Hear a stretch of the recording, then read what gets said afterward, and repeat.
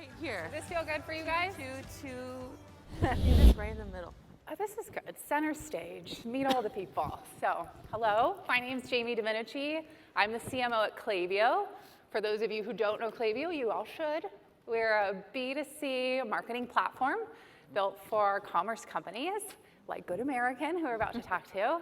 And we help you power smarter digital relationships. So I guarantee you might be wearing a pair of pants or a shirt or something that you've bought online because you got a great email or a text message. That is Klaviyo.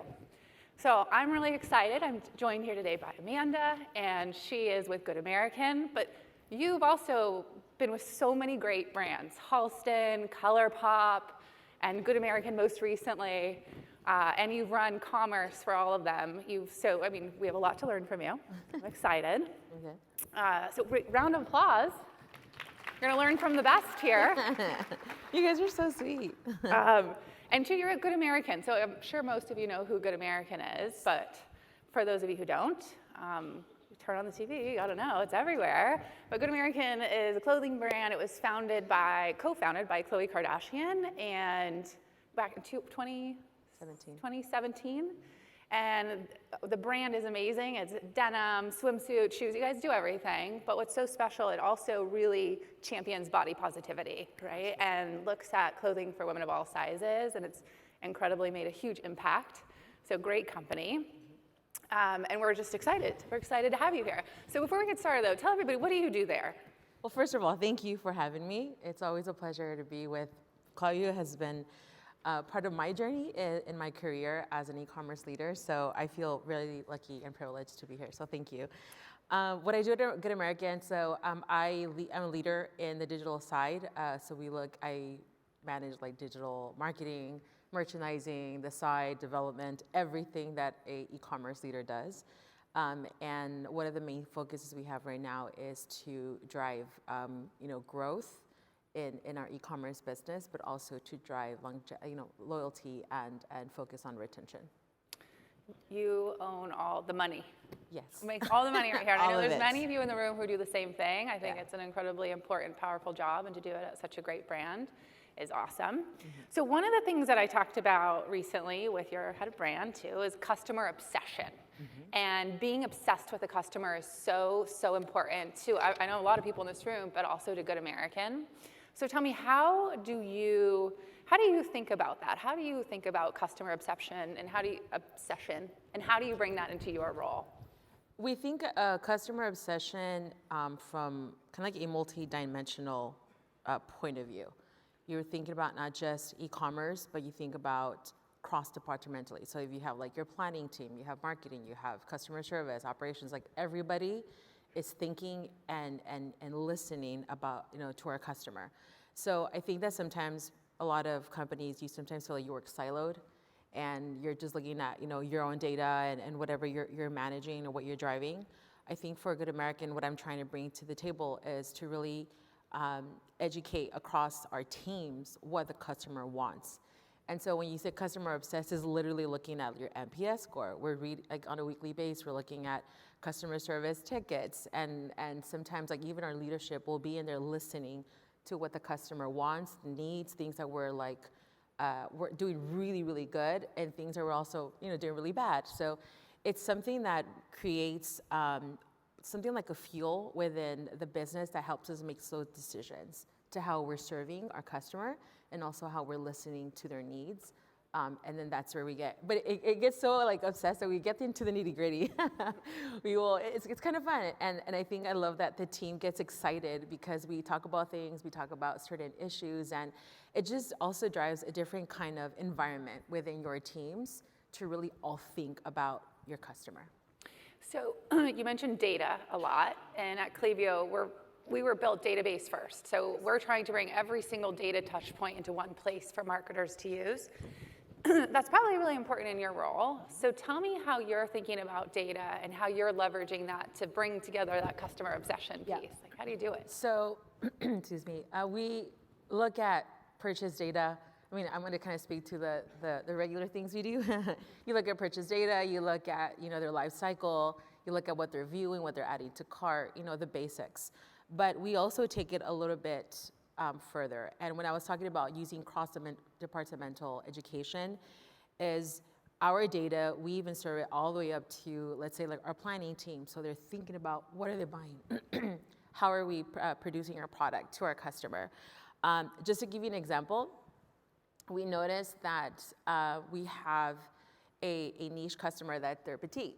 And there's not a lot of jeans for petite. And so we have been doing this, I think, a remarkable job of creating product to serve that customer. So when we look at Klaviyo data, I'm looking at my segments, I'm looking at my emails, I can pull everything they're buying, how they're buying, when they're buying. And so the goal is, where do I meet them there?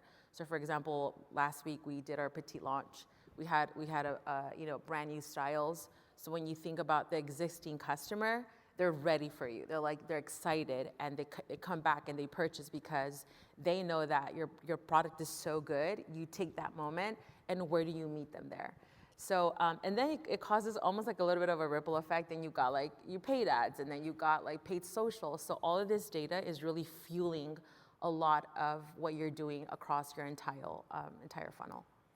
In my mind, I'm 6 feet tall, so they have tall clothes. So I know I'm not the petite buyer, but I am the tall buyer. And we will get to you. No, you do. You do. It Yes. works. I have multiple pairs of pants for that reason. So good marketing. Thank you, data. Yes. Okay, now, two different schools of thought, though, retention and acquisition, right? Yes. And doing really different strategies for both. How do you think about them? I think one of our major goals is to understand entry point. Like, how do they come into our store, whether it's in a retail store or e-commerce, and how do they come in? So what did they buy? What did they viewed? What did they add to their cart? So it really lets you know what was the intention from the moment they entered. Did they use a code? Like, did they use their offer? Did they not use the offer? Are they full price? Are they clearance customer? There's so many things that you can do. It could get a little overwhelming, it can. But I think when you really start building these really important, I call them like entry doors to your business, it really starts to help you understand, how am I going to retain them in the long term?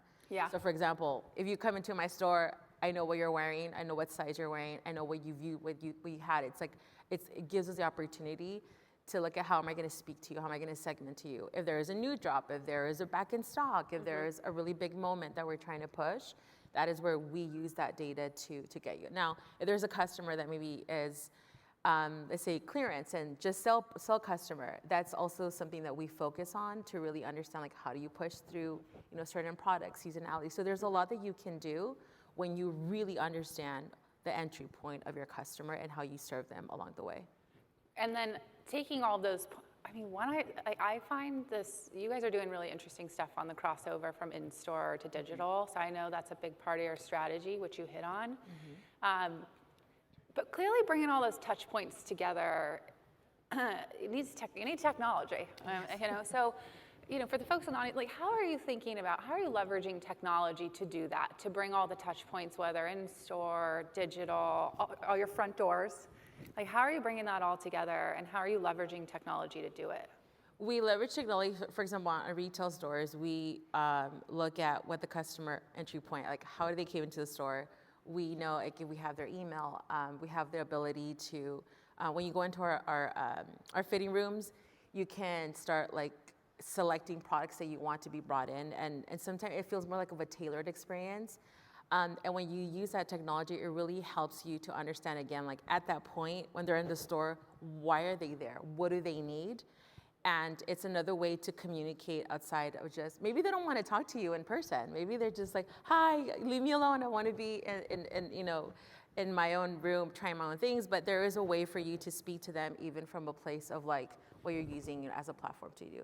For e-commerce, we leverage a lot of, I know AI becomes very popular right now. AI is not something that it's like super big for Good American. I think it is in the future, but I think it's really going back to the basics of understanding like how clean your data is and where is it like used across multiple touch points. I think I'm still kind of a little bit more traditional in the way I market to my customer, but I think there is opportunity for us to step into that area. Well, AI is the future. We just launched Klaviyo AI yesterday, so I'm very excited about I'm AI. excited too, because I'm going to get you excited about AI, but I do not think AI should be replacing our jobs. It should just make us as marketers, our jobs easier. And I think the future will help us navigate data so that you can just take your focus on strategy, right? Yes, and absolutely. That's where I hope we go. But I touched on your mission of Good American, but I think it would be good, like, you tell everybody about your mission, the company's mission, right? I think it's super important that we don't lose sight of it. Our mission is, once in a while, there's a lot of brands that want to become that symbol to a generation, and they want to become like that denim brand that everyone knows them for. And think about like in the 90s, I'm not going to mention, but when you think of a brand, it's like, oh yeah, I used to wear, Were you going to say like Jordache? I'm not going to say anything. Oh, okay. I'm not talking about, I was trying to think what was cool in the 90s. I was there. I should know. Yeah, I mean, well, I have some of my brands I still wear, by the way. Talk about loyalty. And, but you know what's interesting, because when I think about what I used to wear when I was in high school, and I still wear now, I think about, wow, the power that these brands have had on me in my life as a teenager, as a college student, and now as a professional. And I think it's so special how brands they have a journey with the customer. And sometimes it sounds a little like cliche, and we talk about the journeys and all these things, but it's really, truly something that Good American wants to do. And I think we can do something super special and go beyond that. We are set to be that brand, like, in the future, to really be the brand that is there, and to meet, the needs of the customer, and be that denim brand that's going to impact and be part of that symbol. Yeah, and body inclusivity. I know you have models of all sizes, your sizing's different, but I think it's a real trend setter of a very positive thing. Yes.